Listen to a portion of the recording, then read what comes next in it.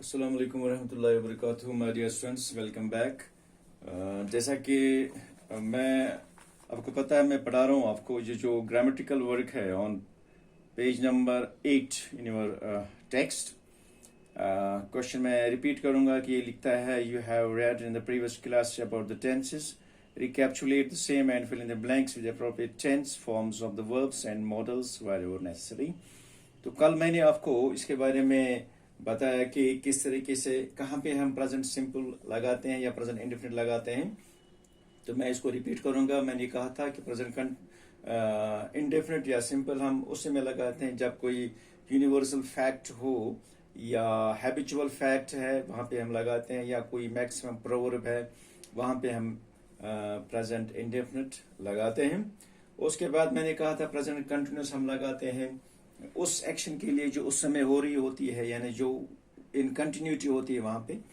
तो उस समय के एक्शन को हम जो हो रही है उस समय हम यूज करते हैं प्रेजेंट कंटिन्यूस। और उसके अलावा मैंने कहा for planned future actions, for planned future actions मैंने कहा ये बहुत इंपॉर्टेंट है इस चीज को कि जो ऑलरेडी किसी एक्शन का फ्यूचर में करने का प्लान हो गया है, डिसाइड हो गया है, तो वहां पे हम प्रेजेंट कंटिन्यूस लगाते हैं। मैंने कहा था वहां पे हम विल नहीं लगाएंगे।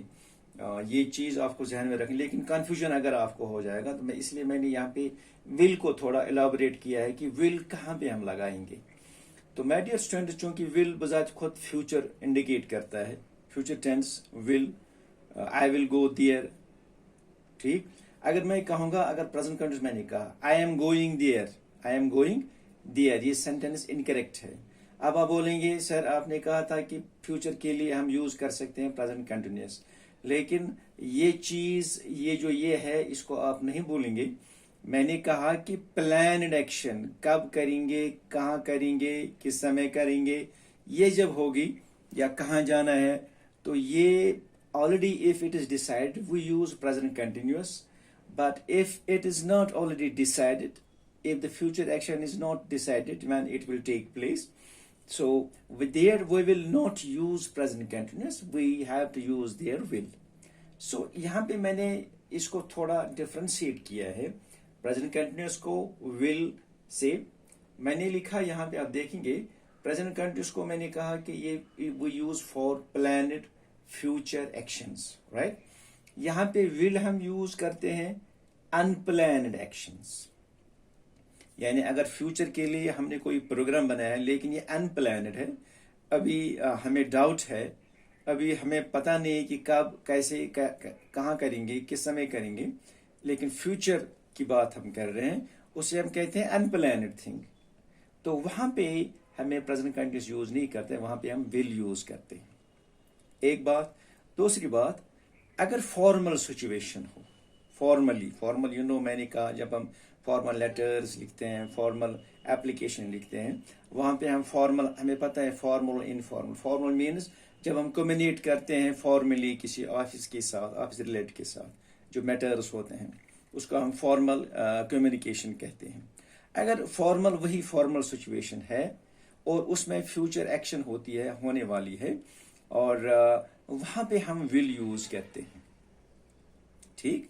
फॉर एग्जाम्पल अगर मैं कहूंगा that director school of education will visit Kupwara on Monday. So यहाँ पे ये फॉर्मल सिचुएशन है। सो इस बात को आप जहन नशीन करेंगे, इस बात को आप जहन में रखेंगे कि जब फॉर्मल सिचुएशन हो, फ्यूचर एक्शन हो, डिसीजन हुआ है, तो वहां पे हम विल यूज करते हैं because it's a formal situation now, ठीक। So these two things you must bear in mind that we use will for unplanned future actions and will we use for formal future situation, ठीक। यहाँ पे मैंने दो questions relate किए हैं। For example इससे आपको ये डिफरेंशिएट अच्छी तरीके से मुझे लगता है समझ में आएगा। फॉर एग्जाम्पल यहाँ पे एक शख्स है, ए इसका नाम है, ये क्वेश्चन पूछता है बी से। ए जो है वो क्वेश्चन पूछता है बी से, क्या पूछता है, when are you going to Jammu, आप जम्मू कब जा रहे हैं। अब देखिए, जब आर गोइंग प्रेजेंट कंटिन्यूस है, आपको ये दिमाग में रखना है कि ये इसको वो बात पूछता है जिसका इस बी ने ऑलरेडी डिसाइड किया होगा, या ए को मालूम है कि इसने डिसाइड किया है। ठीक, when are you going to Jammu, ये वो बात कहता है इससे कि ए को पता है कि बी ने डिसाइड किया है ऑलरेडी, तभी तो ये लैंग्वेज वो यूज करते हैं। आप देखिए लैंग्वेज की बात है, when are you going to Jammu. So जो कहने वाला है, कहने वाले को पता है कि जो जिससे मैं कह रहा हूं उसने ऑलरेडी ये डिसाइड किया है, तभी तो इससे कहते हैं when are you going to Jammu, आप जम्मू कब जा रहे हैं। तो ये इसका आंसर देता है, बी क्या आंसर देता है, I am going to Jammu on 15 September.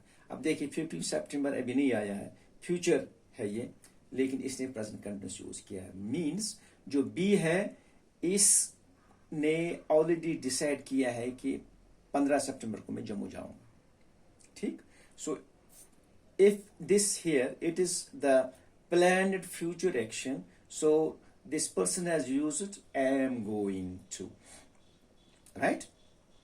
अब इसने क्यों किया है, क्योंकि मैंने कहा इसका फ्रेंड होगा, रिलेटिव होगा, कोई भी है, क्लासमेट है, तो इसको पता है इसने ऑलरेडी डिसाइड किया होगा, तभी तो उसने वही लैंग्वेज यूज की, when are you going to Jammu, I am going to Jammu on 15 September. अब देखिए यहाँ पे एक और सिचुएशन, अलग सिचुएशन है। ए पूछता है बी से, क्या पूछता है ए पूछता है इससे, बी से, will you go to Jammu, will you go to Jammu.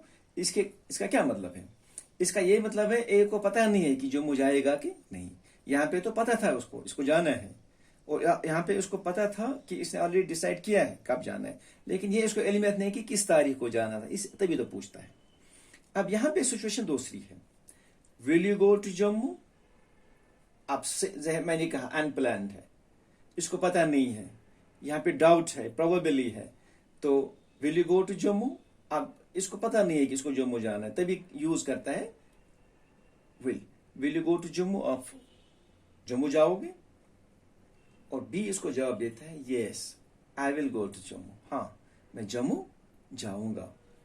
When, यानी ए पूछता है इससे व्हेन कब, probably on 15 September, probably on 15। ये प्रोबेबली क्या है, प्रोबेबली मीन्स शायद मैं 15 सितंबर को जाऊंगा। ठीक, अब देखिए यहां पे मैं ये इस चीज को दिखाने की कोशिश कर रहा हूं कि अनप्लान्ड क्या होता है। मैंने प्रोबेबली जानबूझकर यहां पे लिखा ताकि आपको ये दिमाग में आएगा कि इसको डाउट है कि 15 सितंबर को जाएगा। 15 सितंबर को जाने का मतलब ये है कि इसको बी को अभी ये पूरा इसका प्लानिंग नहीं है, लेकिन जहन में उसने रखा है शायद 15 को जाऊंगा। इसमें इधर उधर भी हो सकता है, ये 14 को भी जा सकता है, ये 16 को भी जा सकता है। प्रोबेबली मैंने इसलिए यूज किया है। तो अगर मैं इस प्रोबेबली को यहां पे काटूं, ठीक, व्हेन, तो मैं अगर इसके बदले ये लिखूंगा आई विल गो ऑन 15 सितंबर। अब देखिए यहां पे हमने यूज किया है। अब आप बोलेंगे सर आपने कहा था प्लानड फ्यूचर एक्शन के लिए कंटिन्यूअस लगाएंगे, यहाँ पे आपने फिर विल लगाया। मैंने अभी जो प्रोबेबली लगाया था यहाँ पे जो दर्शाता है it is unplanned. This planning, ये प्लानिंग फेल भी हो सकती है। ठीक, ये प्लानिंग फेल भी हो सकती है। तभी तो हम कहते हैं कि जब हम विल लगाते हैं, विल का मतलब है डाउट, विल ये कंफर्म नहीं है। अगर हम ऑफिशियल वर्क में यूज करते हैं, अब आप हम जो स्टाफ होता है या कोई भी किसी भी ऑफिस में यूज करता है, विल ग्रामेटिकली एम्बिगुअस है, डाउट है, प्रोबेबली है, इसमें 50-50 चांसेस है, जा सकता है नहीं जा सकता है। So I will go there means मैं वहां पे जाऊंगा, लेकिन अगर हालात खराब हो गए नहीं जा सकता। इसके बदले में अगर हम विल के बदले में शैल लगाएंगे, शैल, दैट्स मोर फोर्सफुल। शैल का मतलब है स्ट्रेस, शैल का मतलब है कम व्हाट में, किसी भी सूरत में ये काम करना है। तो विल और शैल में यही यहाँ पे एक और बात निकली शैल की। शैल का मतलब है कंफर्म है, शैल पे हम कॉन्फिडेंट हैं, शैल पे हम डाउटफुल नहीं है, लेकिन विल पे डाउटफुल है। विल अनप्लान्ड सिचुएशन बयान करता है। तो यहाँ पे मैंने ये आपको समझाया कि प्रेजेंट कंटिन्यूअस फ्यूचर एक्शन के लिए लगाते हैं लेकिन कभी कभी हम विल भी लगाते हैं, लेकिन उसकी सिचुएशन ये होती है, that's unplanned future action and that is in formal situation. Hope you might have understood this fully. इसके आगे हम इंशाल्लाह कल देखेंगे और पढ़ेंगे इसी क्वेश्चन के रिलेटेड. तब तक के लिए मुझे इजाजत दीजिए. खुदा हाफिज.